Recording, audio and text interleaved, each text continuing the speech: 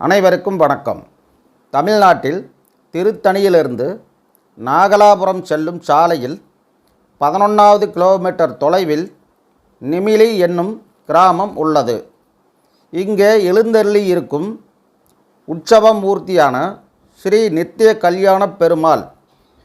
இவர் ஒரு வித்தியாசமான விசேஷமுடையவர். ஸ்ரீதேவி பூதேவி இருவரும் இரண்டு பக்கமும் நிற்க திருமுகத்தை சற்றே தூக்கி சிரித்தபடி சேவை செய்கிறார். பெருமாளின் வலது உள்ளங்கையின் நடுவில் தாமரைப்பூ தெரிகிறது. அதே கையின் மணிக்கட்டில் கங்கணம் கட்டி கொண்டிருக்கிறார். புஷ்பம் நினைத்த காரியங்கள் கைகூடுவதற்கான அறிகுறி. கங்கணம் என்பது கங்கண பிராப்தி, அதாவது கல்யாணச் சடங்கின் அறிகுறி.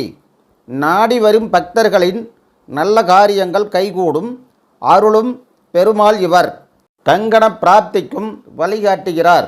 இங்கு திருமண பிரார்த்தனை செய்து கொள்ள விரும்புபவர்கள் கையில் அர்ச்சனை தட்டோடு 2 மாலைகளும் கொண்டு வர வேண்டும்.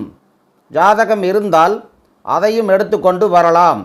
ஜாதகத்தை காளிங்க நர்த்தன கண்ணனின் காலடியில் வைத்து ராகு கேது பரிகார அர்ச்சனை செய்து பின்னர் வரனுக்கும் சங்கல்பம் செய்து வைத்து பெருமாளுக்கு அர்ச்சனை செய்கிறார்கள்.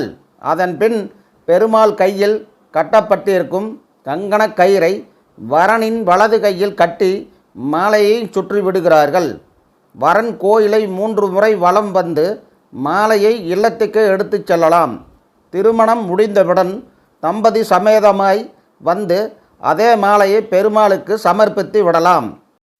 இந்த கோயிலில் இதுபோன்ற வழிபாடுகள் செய்து 40 வயதுக்கு மேற்பட்டவர்களுக்கு கூட திருமணம் நடந்து முடிந்துள்ளது. இங்கே முறைப்படி சென்று வழிபாடு செய்தால் யாருக்கும் திருமணம் இல்லை, நடக்கவில்லை என்ற ஒரு வார்த்தைக்கு இடமே இல்லை. ஆனால் என்னமோ நாம் நினச்சோம் போனோம்னா இருக்கக்கூடாது.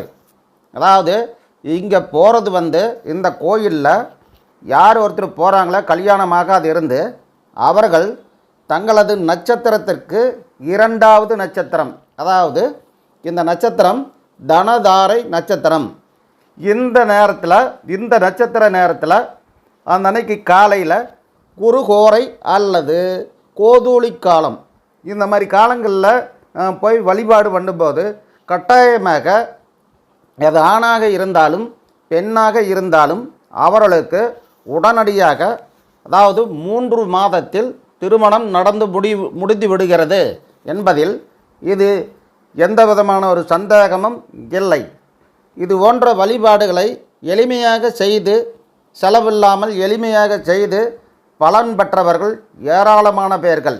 அதனால் அவரவர்கள் வசதிக்கேற்ப ஒரு மாலையெல்லாம் வாங்கி கொடுத்து, தேங்காய் பழம் வாங்கி கொடுத்து வழிபாடு செஞ்சீங்கன்னா உடனே திருமணம் நடைபெறும். சென்று பாருங்கள், திருமணம் நடைபெறும். யாராருக்கு திருமணம் தடைபட்டிருக்குதோ அவங்க போய் இந்த மாதிரி வழிபாடு பண்ணலாம். அல்லது உங்களுக்கு அதாவது தொழில் சார்ந்த முடக்கம், தொழில் சார்ந்த பிரச்சனைகள் இருந்தால் அதுக்கான வழிபாடுகளை அந்த கோயிலில் நித்திய கல்யாண பெருமாளை வழிபாடு பண்ணுறதுனால ஏராளமான, இது எப்படி சொல்கிறதுன்னு தெரியல, ஏராளமான நன்மைகள் இங்கு நடக்குது. அதனால் எல்லாருமே போய் இந்த கோயிலில் வழிபாடு பண்ணலாம். பொதுவாக கல்யாணம் இல்லாதவர்கள் இங்கு சென்று வழிபட்டால் உடனே பலன் கிடைக்கிறது. சென்று வாருங்கள், நல்ல பயனை அடைவீர்கள். எனவே அந்த பதிவு தங்களுக்கு உபயோகமானதாக இருக்கும் என்று நினைக்கிறேன். பிடித்திருந்தால் லைக் பண்ணுங்கள், ஷேர் பண்ணுங்கள், கமெண்ட் பண்ணுங்கள். அடுத்த பதிவில் விரைவில் சந்திக்கலாம். நன்றி, வணக்கம்.